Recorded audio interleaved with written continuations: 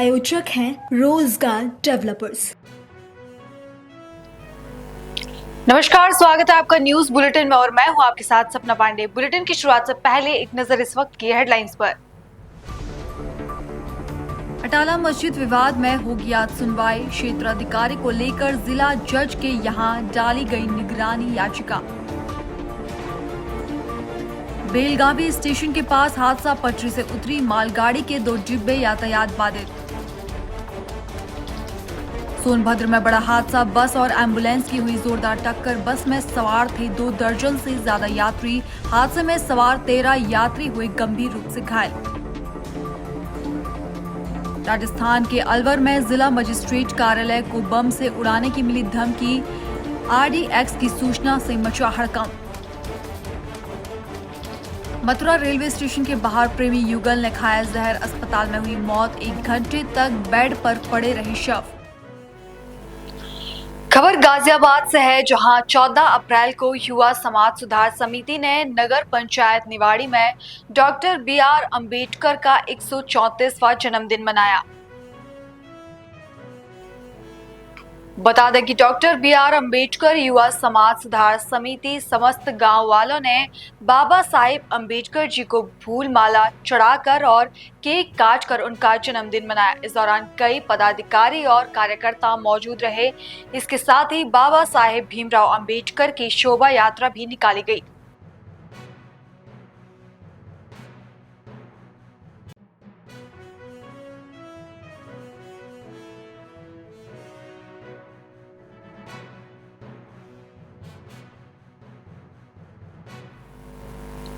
अगली खबर उत्तर प्रदेश के सोनभद्र से है, जहां एक बस और एम्बुलेंस की जोरदार टक्कर हो गई।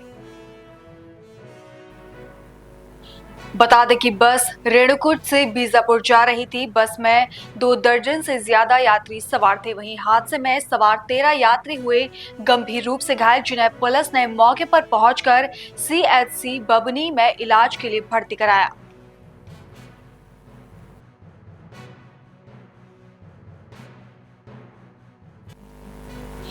अगली खबर कर्नाटक के हुबली से है, जहां विधान परिषद में विपक्ष नेता नारायण स्वामी ने प्रेस कॉन्फ्रेंस की। बता दें, इस दौरान उन्होंने कहा कि कुछ दिनों पहले हुए CM ने कहा था कि डॉक्टर BR सिंह की हत्या के लिए वीर सावरकर जिम्मेदार हैं। यदि यह बात CM साबित कर देते तो मैं विधान परिषद में अपने पद से इस्तीफा दे देता, मगर CM सिद्धरामैया इसे साबित करने में नाकाम रहे। इसलिए अब उन्हें मुख्यमंत्री पद से इस्तीफा दे देना चाहिए और राजनीतिक सेवानिवृत्त स्वीकार कर लेनी चाहिए। 1200 ರೂಪಾಯಿಗೆ ಸಿಲಿಂಡರ್ ಹೋಗಿತ್ತಲ್ಲ, ಅಲ್ಲಲ್ಲ ಎಷ್ಟು ಮಾಡಿದ್ವಿ? 800 ಮಾಡಿದ್ವಲ್ಲ. ಯಾವಾಗ ಮಾಡಿದ್ರಿ ಸರ್? ಯಾವಾಗ ಮಾಡಿದ್ವಿ? ಅಲ್ಲ, ಸುಳ್ಳು ಹೇಳ್ಬೇಡಿ ಸರ್, ರಾಜ್ಯದ ಜನರಿಗೆ ನೋಡಿ, ಅಂಕಿಅಂಶ ತೆಗೆದಿಡ್ರಿ ಸರ್. ಯಾವಾಗ ಅಂಕಿಅಂಶನೇ ಹೇಳ್ತಾ ಇದ್ದೀನಿ. ಅಲ್ಲ, ನೀವು ನೇರವಾಗಿ ಸುಳ್ಳು ಹೇಳ್ಬೇಡಿ. ಸುಳ್ಳು ಎಲ್ಲಿದೆ ಇಲ್ಲಿ? 800 ರೂಪಾಯಿ ಯಾವಾಗ ಕೊಟ್ಟಿದ್ದೀರಿ ಸರ್? ಅರೆ ಇವಾಗ ಇದ್ದಿದ್ದೆಷ್ಟು? ಈಗ 50 ರೂಪಾಯಿ ಹೆಚ್ಚಾಯ್ತಾ? ಈಗ 50 ರೂಪಾಯಿ ಹೆಚ್ಚಾಯ್ತಾ? ಮತ್ತೆ 800 ಇದ್ದಿದ್ದು 850 ಆಯ್ತಲ್ವಾ? 800 ಇತ್ತಲ್ವಾ? 1200 ಆಗಿತ್ತಲ್ಲ? 300 ಕಡಿಮೆ ಮಾಡಿದ್ದೆ ಅವಾಗ? 300 ಕಡಿಮೆ ಮಾಡಿದ್ದೆ ಅವಾಗ ಅಂತೇಳಿ ಅದು ಯಾಕೆ ಸುಳ್ಳಾಗತ್ತೆ? 1200 ಇದ್ದಿದ್ದು ನಿಜ, 800ಗೆ ಹೆಂಗೆ ಬಂತು? 400 ರೂಪಾಯಿ ಕಡಿಮೆ ಆಯ್ತಲ್ಲ. ಈಗ 50 ರೂಪಾಯಿ ಜಾಸ್ತಿ ಆಗಿದೆ ಬಿಕಾಸ್ ಆಫ್ ಇಂಟರ್ನ್ಯಾಷನಲ್. ನಾವು ಹೆಚ್ಚಿಸಲಿಲ್ಲ, ಕಮ್ಮಿ ಮಾಡಿಲ್ಲ, ಆದರೆ ಹೆಚ್ಚಿಸಲಿಲ್ಲ. ಈಗ ಹೆಚ್ಚಿಗೆ ಮಾಡ್ತಾನೆ ಇದ್ದಾರೆ. ಈಗ ಅದಕ್ಕೆ 291 ರೂಪಾಯಿ ಆಗಿದೆ. ಈಗ ಇಷ್ಟೆಲ್ಲ ಹೇಳ್ತಾರಲ್ಲ, ಜನರಿಗೆ ಕಷ್ಟ ಆಗ್ತಾ ಇದೆ, ಬೆಲೆ ಏರಿಕೆ ಮಾಡ, ಹಂಗಿದ್ಮೇಲೆ ಯಾಕೆ ಮಾಡಿದ್ರಿ? ಈಗ ನೀವು ಪೆಟ್ರೋಲ್ ರೇಟ್ ಎಲ್ಲ ಜಾಸ್ತಿ ಮಾಡಿರೋದು, ಟ್ಯಾಕ್ಸನ್ನು ಮಾತ್ರ ನೀವು ಜಾಸ್ತಿ ಮಾಡಿರೋದು. ಪೆಟ್ರೋಲ್ ರೇಟ್ ಜಾಸ್ತಿ ಆದರೆ ಅದು ನ್ಯಾಷನಲ್ ಮಾರ್ಕೆಟ್ದು, ನಿಮಗೆ ಸಂಬಂಧ ಇಲ್ಲ. ಕರ್ನಾಟಕ ಸರ್ಕಾರಕ್ಕೂ ಅದನ್ನು ನಾವು ಕೇಳೋ ಹಕ್ಕಿಲ್ಲ. ನೀವು ಮಾಡಿರೋದು ಟ್ಯಾಕ್ಸ್ ಮಾತ್ರ. ಅದನ್ನು ಯಾಕೆ ಮಾಡಿದಿರಿ ಅಂತ ನನಗೆ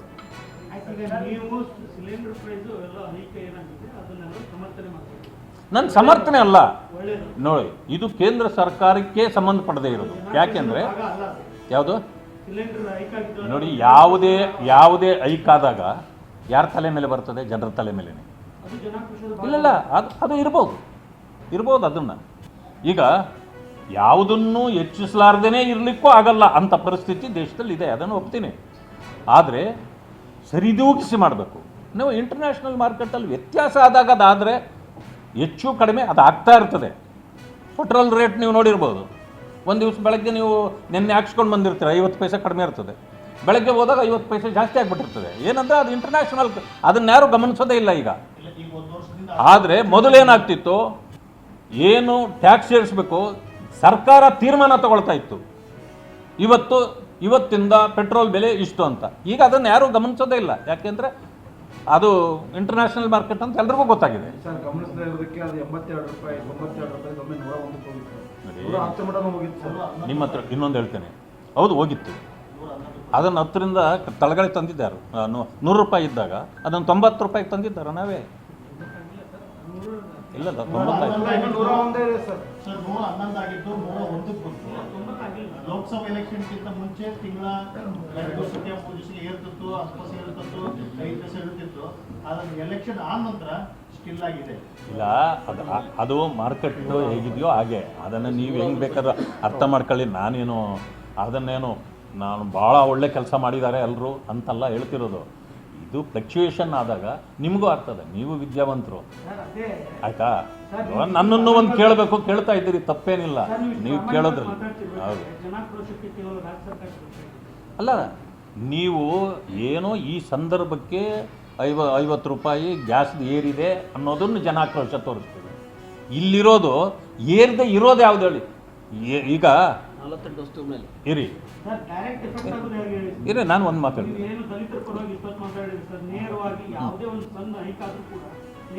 ಎಲ್ಲರ ಮೇಲೂ ಆಗುತ್ತದೆ. ನಾನು ಹೇಳೋದು ಹಾಲಿನ ಮೇಲೆ. ನೀವು ಜನರಿಗೆ ಈ ರೀತಿ ಹೇಳಿಬಿಟ್ರೆ ಎಷ್ಟೊಂದು ನಿಮ್ಮ ಬಗ್ಗೆ ವಿಶ್ವಾಸ ಇರತಕ್ಕಂಥ ಜನರು ನಿಮ್ಮನ್ನು ಏನು ತಿಳ್ಕೊಳ್ತಾರೆ.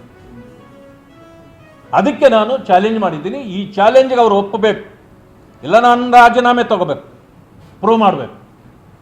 ಇಲ್ಲ ಅಂತಂದರೆ ಪ್ರೂವ್ ಮಾಡಲಿಕ್ಕಾಗಿಲ್ಲ ಅಂದರೆ ನೀವು ಮುಖ್ಯಮಂತ್ರಿ ಸ್ಥಾನಕ್ಕೂ ರಾಜೀನಾಮೆ ಕೊಡಬೇಕು, ಜೊತೆಗೆ ಸನ್ಯಾಸ ತೆಗೆದುಕೊಳ್ಬೇಕು. ಇದನ್ನು ಅದು ಘೋಷಣೆ ಮಾಡಬೇಕು. ಈಗ ಅವರು ಹೀಗೆ ಸುಳ್ಳು ಹೇಳಿದೆ. ನಿನ್ನೆ ನೋಡಿದೆ ನಾನು, ಅಂಬೇಡ್ಕರ್ ಅವರ ಒಂದು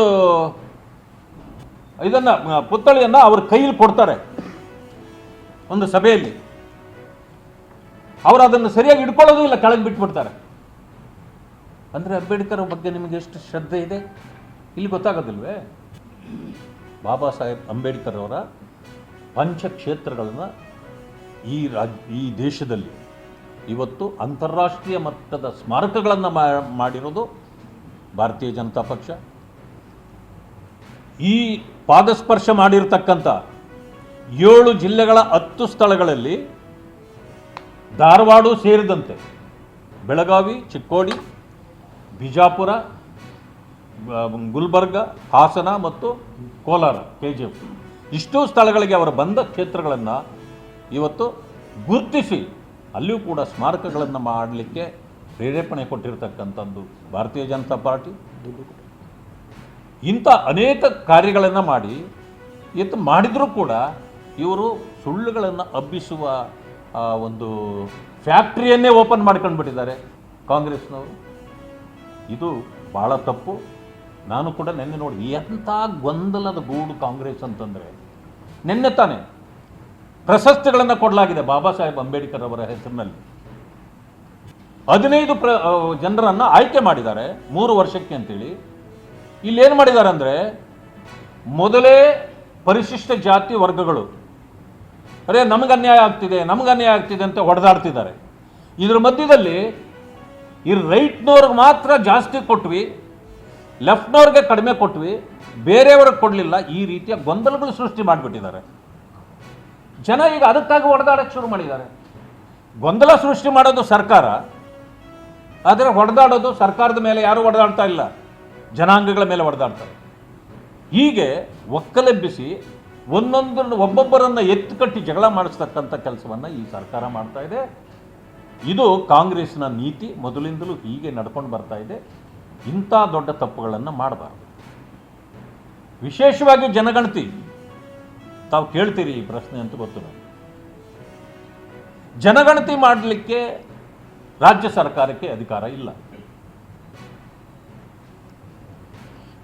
ಜನಗಣತಿ ಮಾಡಲಿಕ್ಕೆ ಕೇಂದ್ರ ಸರ್ಕಾರಕ್ಕೆ ಸೆನ್ಸಸ್ ಮೂಲಕ ಮಾತ್ರನೇ ಮಾಡಬಹುದು, ರಾಜ್ಯ ಸರ್ಕಾರಕ್ಕೆ ಅಧಿಕಾರ ಇಲ್ಲ. ಆದರೆ ಜಾತಿ ಗಣತಿ ಅಥವಾ ಜನಗಣತಿ ನೀವು ಸೋಷಿಯಲಿ, ಎಕನಾಮಿಕಲಿ, ಪೊಲಿಟಿಕಲಿ ಯಾರು ಏನನ್ನ ಅನುಭವಿಸಿದ್ದಾರೆ, ಯಾರಿಗೆ ಸವಲತ್ತು ಸಿಕ್ಕಿದೆ, ಯಾರಿಗೆ ಸಿಕ್ಕಿಲ್ಲ, ಇದನ್ನು ಅವಲೋಕನ ಮಾಡಬೇಕಾದ್ರೆ ಇಂಥದ್ದನ್ನು ಮಾಡ್ಬೋದು. ಆದರೆ ಅದನ್ನೇ ಆಧಾರವಾಗಿಟ್ಕೊಂಡು ನೀವು ಒಬ್ರಿಗೆ ಮೀಸಲಾತಿ ಕೊಡ್ತೇನೆ, ಅವ್ರದನ್ನು ಹೆಚ್ಚಿಸ್ತೇನೆ ಅಂತ ಹೇಳಲಿಕ್ಕೆ ಬರೋದಿಲ್ಲ. ಹೀಗಿದ್ರೂ ಕೂಡ ಇವತ್ತೇನು ಮಾಡಿದ್ದಾರೆ, ಜನಗಣತಿ ಮಾಡಿಸಿದ್ದಾರೆ.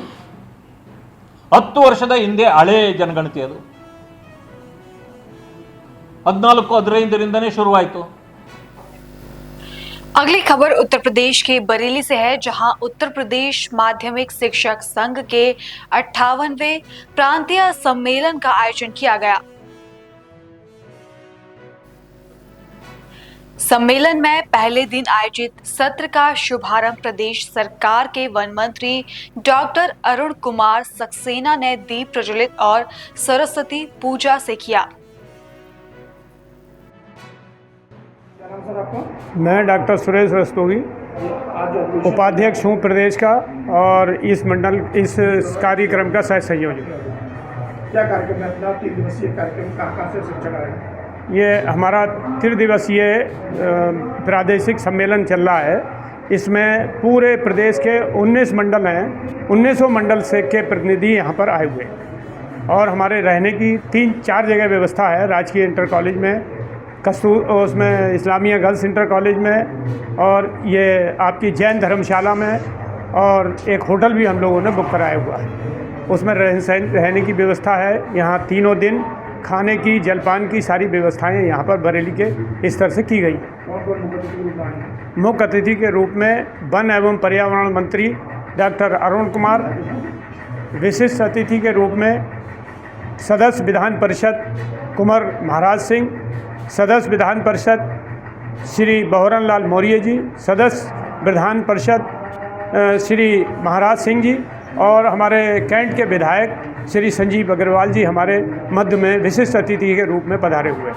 क्या मुद्दे रहेंगे आपके विषय? मुद्दे शिक्षा का एक रूपता शिक्षा में आए, एक जैसा पाठ्यक्रम हो, और एक जैसे ये शिक्षा जो है ये व्यापारियों के और माफियाओं के हाथ से निकलकर सीधे सीधे शिक्षा का राष्ट्रीयकरण या राजकीयकरण हो, तभी इस देश का कल्याण हो सकता है।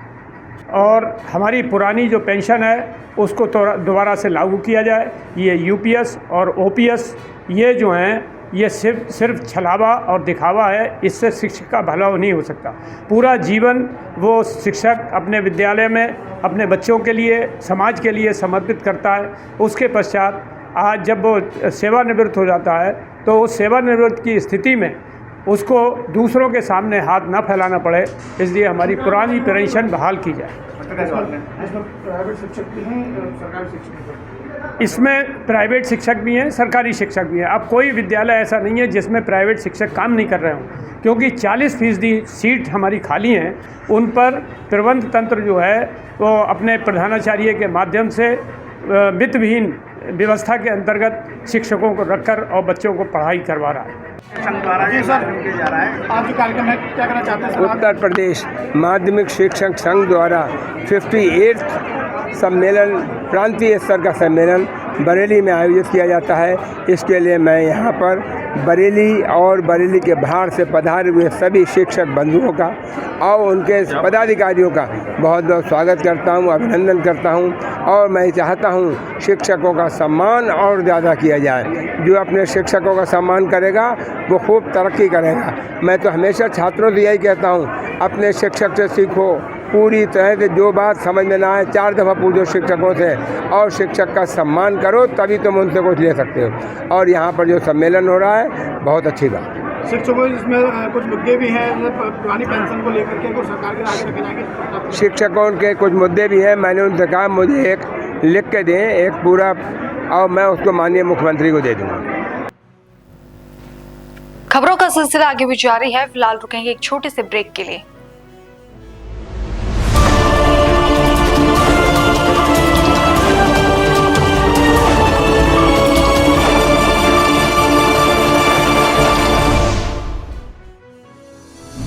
रोजगार डेवलपर्स, a unit of रोजगार डेवलपर्स एंड प्राइवेट लिमिटेड। घर वहीं जहां हो आपका भरोसा। पिछले 15 सालों से आपके सपनों का घर हमारी प्रतिबद्धता। रोजगार डेवलपर्स का पता है शिमला बाईपास रोड, गणेशपुर, देहरादून। रोजगार डेवलपर्स से संपर्क करने के लिए अभी डायल कीजिए 9897054026 पर या 8433207910 पर।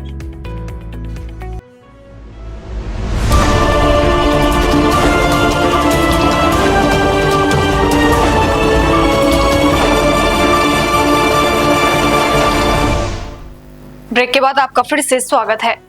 वक्फ अधिनियम पर केंद्रीय मंत्री किरेन रिजिजू ने एक बयान देते हुए कहा कि भारत में दुनिया की सबसे बड़ी वक्फ संपत्तियां है। This in the parliament also, India has the largest waqf properties in the world. And in India also, within the country, waqf properties are largest. Don't compare with railway properties and defense. Railway properties is for public use. Defense is for the defense of the nation. So, privately owned properties managed by the private people, it is the waqf properties which is the largest in the world. And despite that, majority of the Muslim community are also not getting benefits.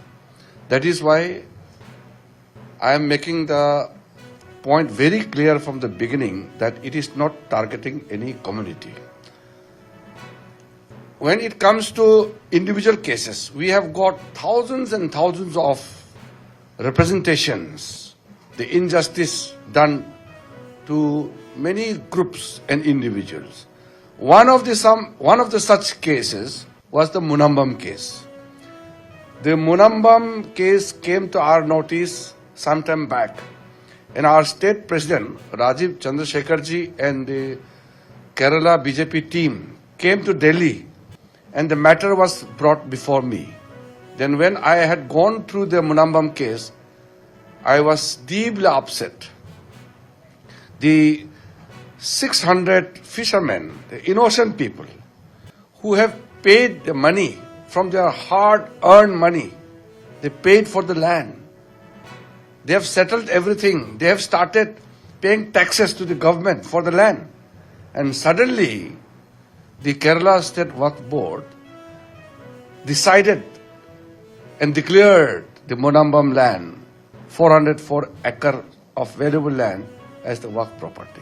That is how the tragedy of the Munambam came before us, and the people of the country learned about the injustice done to those 600 fishermen. They are farmers, fishermen. They are innocent people.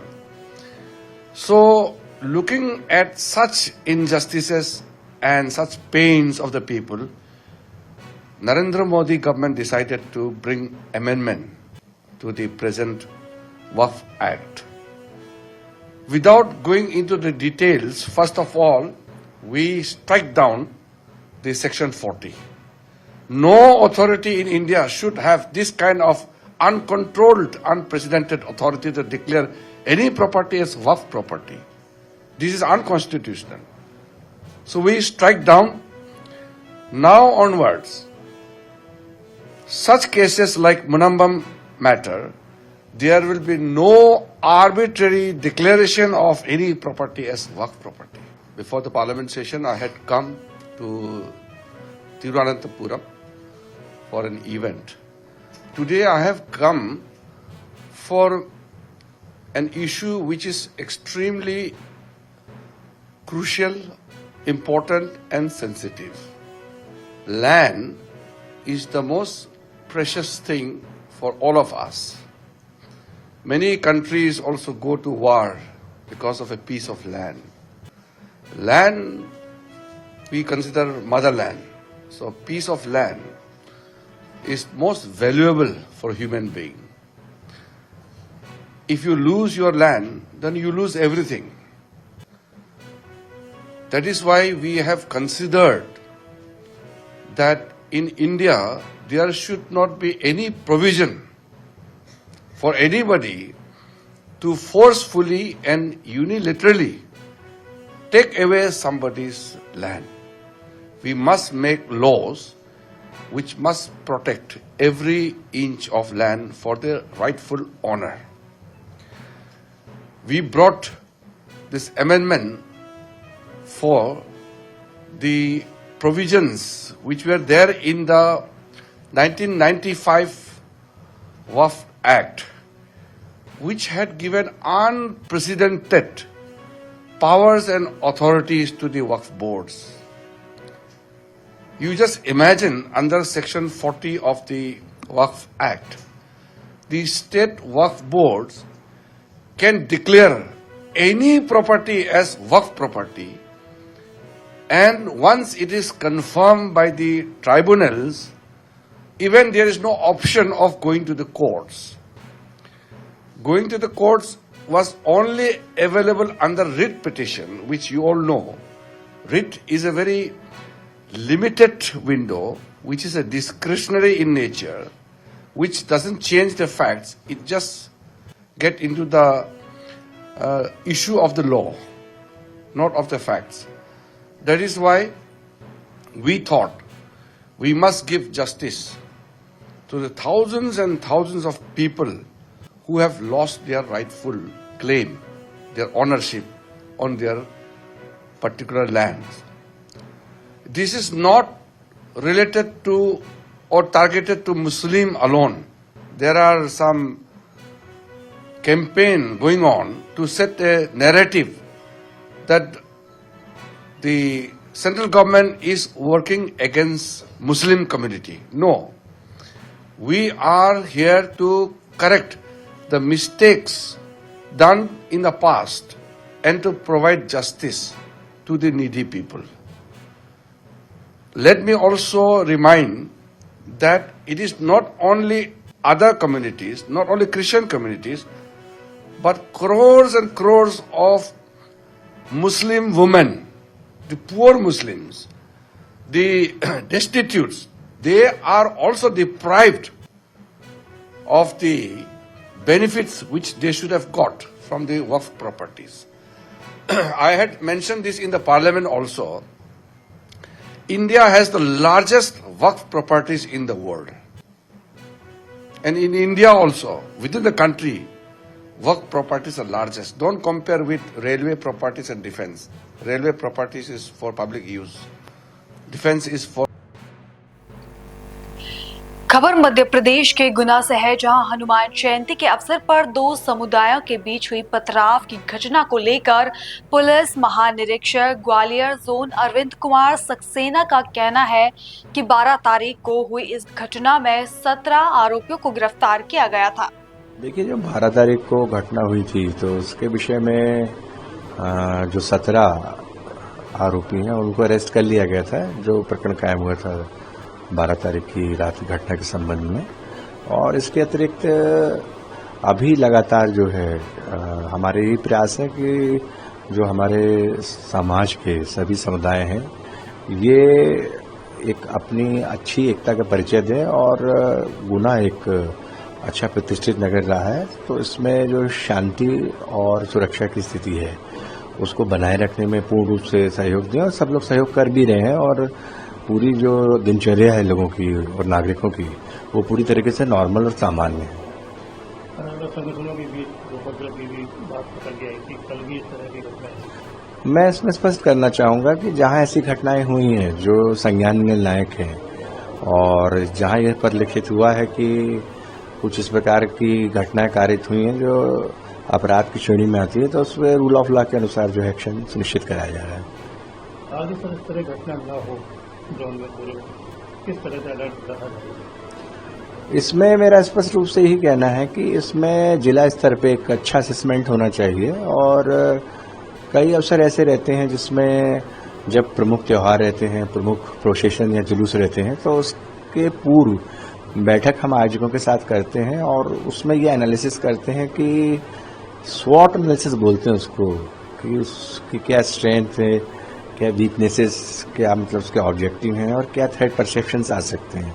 तो उसको अगर जिला प्रशासन अच्छी तरीके से कर ले चारों बिंदुओं पर कार्य, तो बहुत अच्छा समन्वय समाज के सभी समुदायों में बनाकर सभी प्रकार के जो प्रोसेशंस हैं और फेस्टिवल्स हैं बहुत अच्छी तरीके से कराए जा सकते हैं। कई बार ऐसे अवसर आए हम लोगों के कैरियर में जब बड़े बड़े त्यौहार साइमल्टेनियसली एक ही दिन पड़े, उसमें हम लोगों ने लंबी बैठकें की और दोनों को कन्विंस किया कि सभी को अपने अपने जो सेलिब्रेशन है वो ट्रेडिशनल वे में अच्छे ढंग से करने हैं और इसके लिए उपयुक्त रहेगा कि समन्वय इस प्रकार से बनाएं जिससे दोनों के जो प्रोसेशन है या फिर दोनों के त्यौहार हैं वो साइमल्टेनियसली यानी एक समय में अच्छी तरीके से मनाया जा सके। और इसमें जो हर वर्ग का व्यक्ति है वो उसमें पूरा सहयोग करता है और उसमें ये प्रवृत्ति रहती है कि हम भी अपना सेलिब्रेशन अच्छे से कर लें, सामने वालों को भी अच्छे से सेलिब्रेट करने दें, तो निश्चित रूप से उससे किसी प्रकार की शांति व्यवस्था को कोई संकट उत्पन्न नहीं होता। तो सभी लोग इस प्रकार की मैच्योरिटी का परिचय देते रहे, मेरी तो सभी से यही प्रोटेस्ट है। तो किसी भी प्रकार के बड़े से बड़े ओकेजन्स अगर साइमल्टेनियसली भी पड़ते हैं अलग अलग समुदायों के, तो उनको बहुत अच्छी तरीके से सेलिब्रेट किया जा सकता है और उसमें सभी नागरिक जो है वो भाग लेकर उसमें ये महसूस कर सकते हैं कि उन्होंने सेलिब्रेट किया अपने कंसर्निंग सेलिब्रेशन को या कंसर्निंग फेस्टिवल। सर, कर्नलगंज की बात करें या नानापुरी जो साहिबा क्षेत्र है, तो वहाँ किस तरह का अलर्ट दिया गया? अभी लगातार जो है इसमें हमारी 14 मोबाइल्स और करीब 30 की संख्या में पिकेट्स लगी हुई हैं और रोटेशन वाइज इनको शिफ्टों में लगाया गया है। बेसिक ऑब्जेक्ट यही है कि फोर्स को लगातार ड्यूटी करनी पड़ रही है और उसमें उनको इस प्रकार का इन्वॉल्वमेंट रहे फोर्स का कि वो फ्रेश भी रहे और अपना उनका जो पूर्ण रूप से जिसको बोलते हैं संतुलित दृष्टिकोण रखते हुए और एक चौकस दृष्टिकोण से पूरा अपने अपनी ड्यूटी को अच्छी तरीके से पूर्ण करें। राजपत्रित अधिकारी भी लगातार सब पेट्रोलिंग कर रहे हैं। कल हम लोगों ने भी पूरे शहर का भ्रमण किया, आज भी मतलब जो है भ्रमण पर रहे हम लोग। तो कुल मिला के उद्देश्य यही है कि एक अच्छा नॉर्मलाइज जो वातावरण है वो पूरी तरीके से अभी पूरे शहर का है और सभी लोग अपनी अपनी संबंधित गतिविधियों में संलग्न है, उसको ऑपरेट कर रहे हैं। तो ये भावना सभी में रहनी भी चाहिए और कई बार इस प्रकार की जो घटनाएं हो जाती हैं तो उससे एक लेसन लेके सभी को ये सोचना चाहिए कि हमें ऐसा क्या एक्टिविटी मेजर लें कि हमारे खुद के शहर में पूर्ण रूप से हमेशा अमन और चैन रहे। फिलहाल बुलेटिन में इतना ही। देश और दुनिया की बाकी तमाम खबरें देखने के लिए बने रहिए पल्स 24 न्यूज के साथ। नमस्कार। इस प्रोग्राम के प्रायोजक थे रोजगार डेवलपर्स।